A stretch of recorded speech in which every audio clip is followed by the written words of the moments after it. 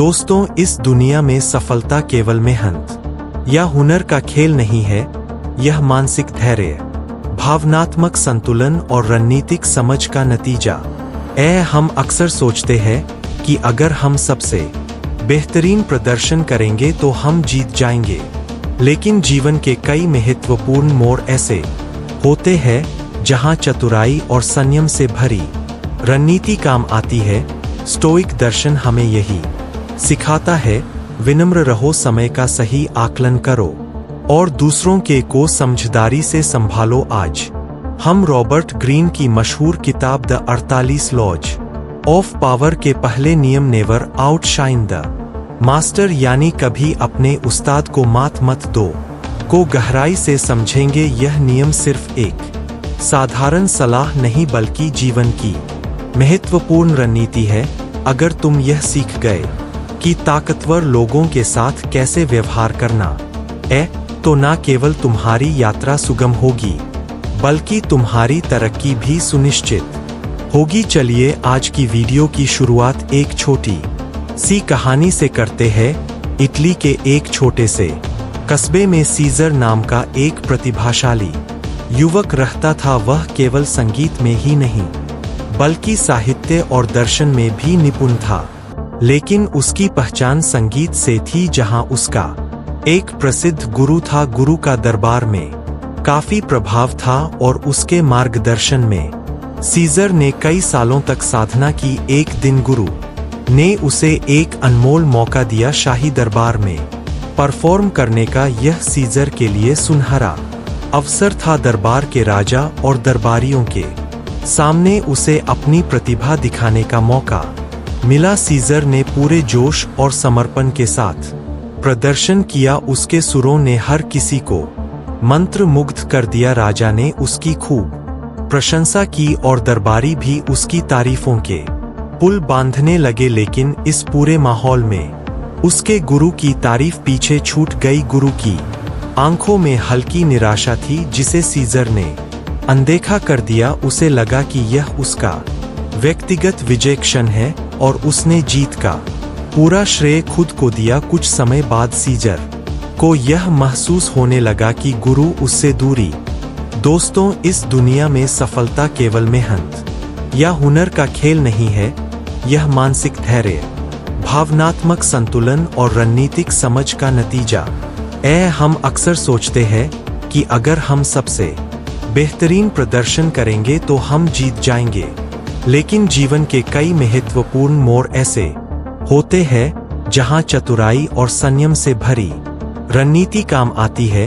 Stoic दर्शन हमें यही सिखाता है, विनम्र रहो, समय का सही आकलन करो और दूसरों के को समझदारी से संभालो। आज हम रॉबर्ट ग्रीन की मशहूर किताब द 48 लॉज ऑफ पावर के पहले नियम, नेवर आउटशाइन द मास्टर यानी कभी अपने उस्ताद को मात मत दो, को गहराई से समझेंगे। यह नियम सिर्फ एक साधारण सलाह नहीं बल्कि जीवन की महत्वपूर्ण रणनीति है।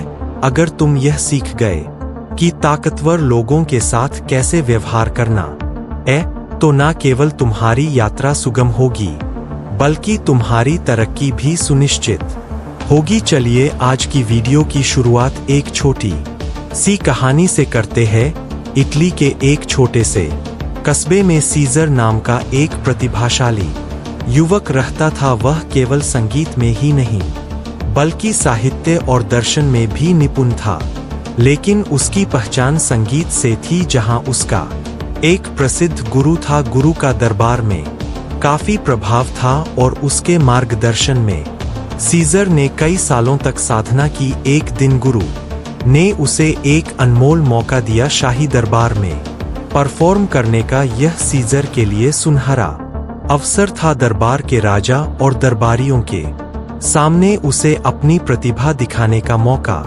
मिला। सीजर ने पूरे जोश और समर्पण के साथ प्रदर्शन किया। उसके सुरों ने हर किसी को मंत्र मुग्ध कर दिया। राजा ने उसकी खूब प्रशंसा की और दरबारी भी उसकी तारीफों के पुल बांधने लगे, लेकिन इस पूरे माहौल में उसके गुरु की तारीफ पीछे छूट गई। गुरु की आंखों में हल्की निराशा थी, जिसे सीजर ने अनदेखा कर दिया। उसे लगा कि यह उसका व्यक्तिगत विजय क्षण है और उसने जीत का पूरा श्रेय खुद को दिया। कुछ समय बाद सीजर को यह महसूस होने लगा कि गुरु उससे दूरी बना रहा है।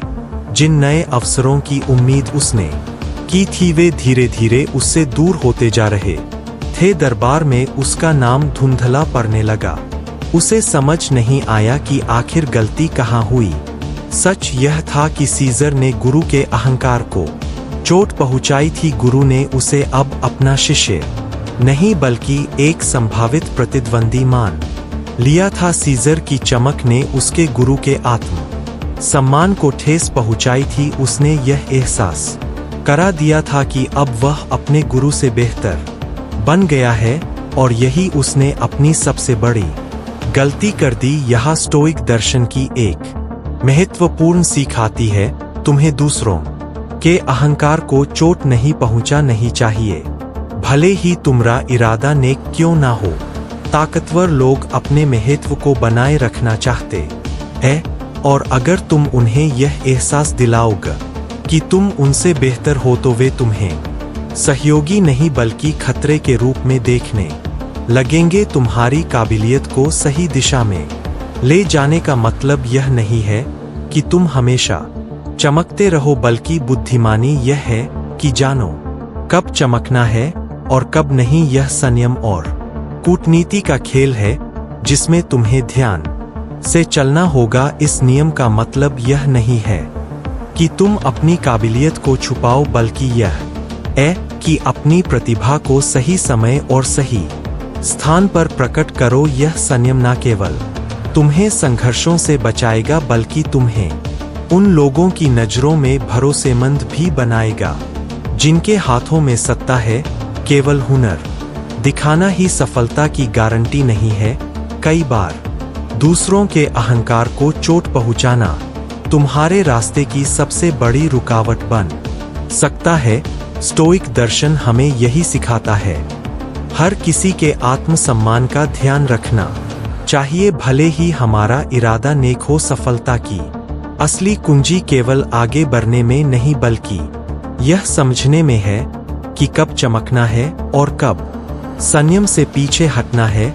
हर समय बेहतर दिखना जरूरी नहीं। कई बार सफलता की यात्रा में थोड़ी धीमी गति, संयम और कूटनीति से काम लेना ही सबसे बड़ी जीत होती है। फ्रांस के महान राजा लुई, जिसे सन किंग कहा जाता था, ने अपनी सत्ता को बनाए रखने के लिए बेहद चतुर रणनीतियां अपनाई। उसने अपने दरबार में यह नियम लागू किया कि कोई भी दरबारी राजा से अधिक ध्यान आकर्षित नहीं कर सकता था।